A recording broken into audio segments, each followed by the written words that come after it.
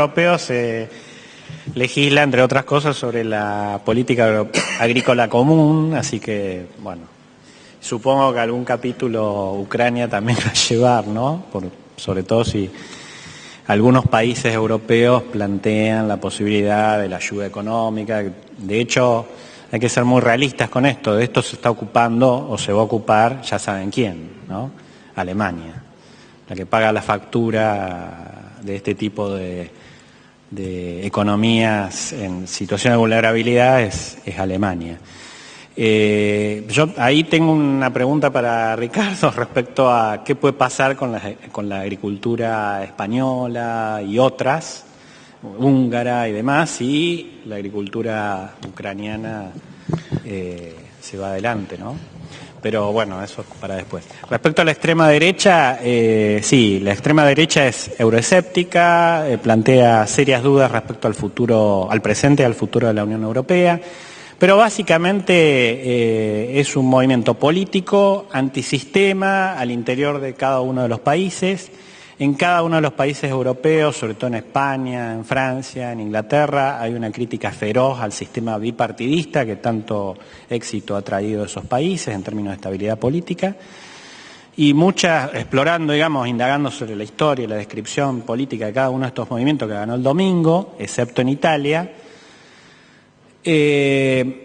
básicamente uno encuentra eso, es decir, características de cuestionamiento muy fuerte al sistema de partidos, al grado de corrupción, de negociación oscura, poco transparente por parte de los dos grandes partidos y básicamente una opción que las clases medias, las clases bajas europeas enfrentan, por supuesto con un discurso antiinmigratorio importante, del cual también Ucrania va a formar parte, porque Ucrania, como muchos países de Europa del Este, forman parte de la crítica que estos movimientos nacionalistas europeos hacen en términos de la competitividad laboral con las poblaciones laborales. Una sola acotación respecto a Putin y los movimientos de extrema derecha. No sé si recuerdan, Putin culpaba a la extrema derecha ucraniana de lo que ocurrió en Ucrania, ¿no? Llamándoles nazis, fascistas y demás. Pero resulta que detrás del apoyo a Marine Le Pen y a no pocos líderes de la extrema derecha europea, ¿quién estaba? ¿Quién los recibió en Moscú? Putin, ¿no? ¿Por qué? Bueno, este político tan oportunista, por supuesto, juega también a dos bandas, como los ucranianos, ¿no? Es decir, sí, cuestiona la extrema derecha ucraniana, pero por el otro lado le viene bien, digamos, que la Unión Europea no sea un socio futuro tan fuerte, ¿no? En eso explota también las debilidades.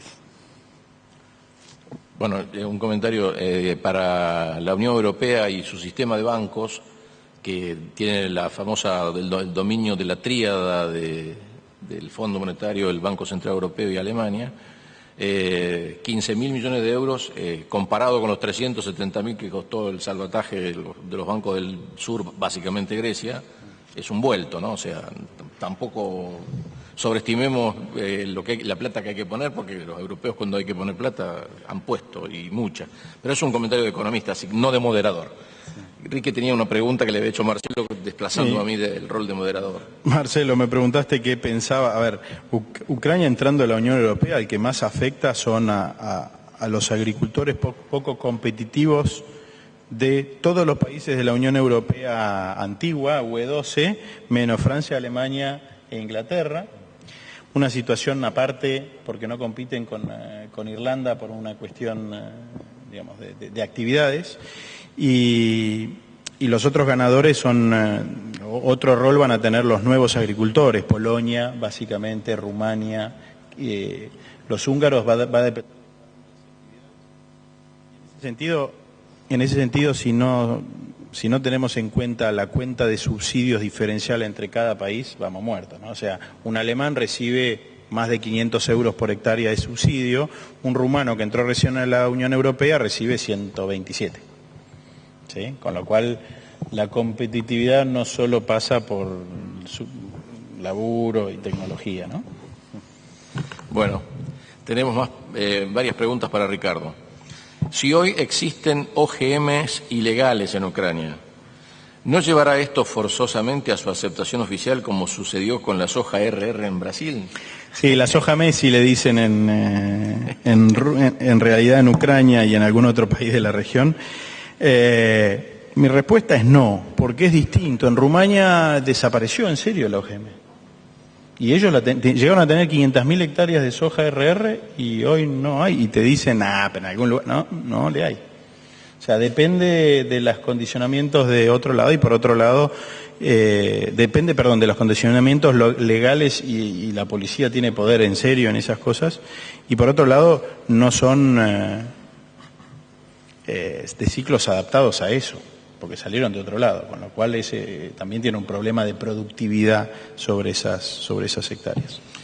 Otra pregunta es bastante vinculada, te la hago porque queremos contestarle al que la hizo. Si hoy la Unión Europea importa maíz y soja transgénica de América u otros orígenes, ¿por qué no la importaría de Ucrania a menor costo? La respuesta la tiene él, no yo, digamos. ¿Qué dice? ¿Tiene algo que decir? Oso. Tema económico. No, con el mismo criterio podemos discutir sobre el gas y el petróleo, ¿no? Sí, la Unión Europea importa soja transgénica, pero impide que sus productores en cualquiera de los países la siembren. Podrá ser, lo mínimo suele así como hipócrita, pero es parte de la PAC, justamente, es parte de la PAC que se define en Bruselas y para ellos en ese sentido es dato. Y vuelvo a decir lo mismo, Rumania aprobó los transgénicos y le salían como piña los transgénicos en Rumania, los aumentos de productividad eran buenos y fue una de las condiciones que le puso la Unión Europea para entrar en la Unión Europea y claramente con todos los otros beneficios dijeron haremos soja convencional, después vemos dónde compramos la soja transgénica, con lo cual creería pensar que pasaría lo mismo. Igual no es mi expertise en absoluto y por eso lo ponía entre comillas porque esto fueron una de las discusiones con los profes fue justamente qué pasaba con los OGMs. También para Ricardo, ¿cuál es la frecuencia de eventos extremos de sequía en las zonas de producción de girasol de Rusia, Ucrania y la Unión Europea? Amplia la pregunta. Climatólogo.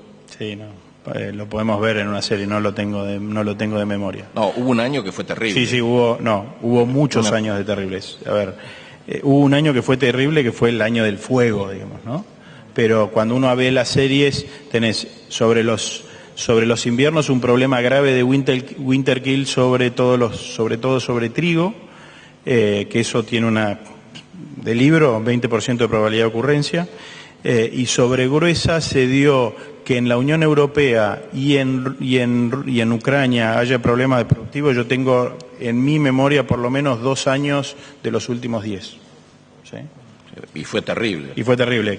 Acuérdense que era para el otro Congreso de Girasol cuando hablábamos de España, sí, digamos, había sido en muchos de los países productores de girasol. No había sido un problema de uno solo, sino decíamos que era un problema ahí. Y tuvo problemas y este otro. La última te la hago yo, Ricky. Me contó un pajarito que la comercialización en Ucrania es más o menos así. El responsable de la industria saca un cartel a la mañana y dice, hoy vale 350. Guste o no guste, eso es lo que vale. ¿Es así la comercialización? Sí, además te dice la cara de él para vos 325, para vos 200. No, pero 200. Sí, es primitivo. Muy primitivo. Sí, primitivo. Peor que el nuestro. Sí. Lo puedo decir desde otro lado. ¿Hay futuro? ¿Hay forward? Perdón, fue un chiste. La tasa de inversión en los canales comerciales es una grosería justamente por esas cosas. Por eso digo, si los productores no invierten en esas cosas, van a ser integrados. Y digamos, ¿cuál es tu visión de nuestro futuro competitivo a 5 años contra, digamos, porque la tendencia, nosotros esta mañana quedó claro que nosotros no fuimos de los mercados y sí, perdimos porque la política económica no ayuda mucho, que digamos. Pero digamos, si supongamos que el nuevo ambiente del nuevo gobierno produjera una cierta mejora, como la que planteaba el presidente de Asajír esta mañana, digamos... Yo soy un enorme optimista. de la Argentina y de estos países, porque el desafío que tenemos nosotros como productores de alimentos no es sacarle 5 o 6 dólares más por tonelada a cada cosa.